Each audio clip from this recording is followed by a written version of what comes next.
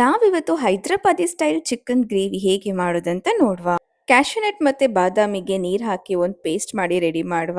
ಅದಕ್ಕೆ ಸ್ವಲ್ಪ ಕರ್ಡ್ ಹಾಗೂ ಫ್ರೈ ಮಾಡಿದ ಈರುಳ್ಳಿ ಮತ್ತೆ ಅದಕ್ಕೆ ಬೇಸಿಕ್ ಮಸಾಲ ಯಾವುದಂದ್ರೆ red chilli powder, turmeric powder, cumin powder, coriander powder ಹಾಗೂ ಗರಂ ಮಸಾಲ, ಲಿಂಬೆ ರಸ, green chilli sauce, black soya sauce, ಉಪ್ಪು, ಜಿಂಜರ್ ಗಾರ್ಲಿಕ್ ಪೇಸ್ಟ್ ಮತ್ತೆ ಸ್ವಲ್ಪ ತುಪ್ಪ ಹಾಕಿ ಒಂದು ಮಿಕ್ಸ್ಚರ್ ರೆಡಿ ಮಾಡುವ.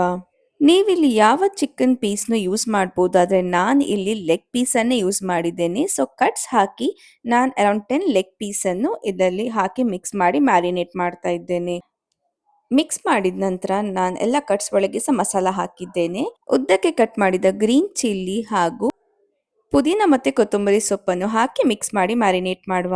ಅಟ್ ಲೀಸ್ಟ್ 2 ಅವರ್ಸ್ ಮ್ಯಾರಿನೇಷನ್ ಇರಬೇಕು. 24 ಅವರ್ಸ್ ಮ್ಯಾರಿನೇಷನ್ ಮಾಡಿದರೆ ಇನ್ನೂ ಸಹ ಬೆಸ್ಟ್. ನಾನಿಲ್ಲಿ ನಾನ್ ಸ್ಟಿಕ್ ಕಡಾಯಿಗೆ ತುಪ್ಪ ಹಾಕಿದ್ದೇನೆ. ನಿಮಗೆ ಬೇಕಾದರೆ ಎಣ್ಣೆ ಯೂಸ್ ಮಾಡ್ಬೋದು. ಇದಕ್ಕೆ ಸ್ವಲ್ಪ ಬೇರ್ ಸೊಪ್ಪು ಹಾಕಿ ನಾವು ಮ್ಯಾರಿನೇಟ್ ಮಾಡಿದ ಚಿಕನನ್ನು ಹಾಕಿ ಮಿಕ್ಸ್ ಮಾಡುವ. ನೀರು ಹಾಕೋದು ಅವಶ್ಯಕತೆ ಇಲ್ಲ, ಯಾಕಂದರೆ ಚಿಕನ್ ಕುಕ್ ಆಗುವಾಗವೇ ತನ್ನಷ್ಟಕ್ಕೆ ನೀರು ಬಿಡ್ತದೆ. ಲಿಡ್ ಕ್ಲೋಸ್ ಮಾಡಿ ಒಂದು ಚೆನ್ನಾಗಿ ಬಾಯ್ಲ್ ಬರುವ ತನಕ ಬಿಡಿ.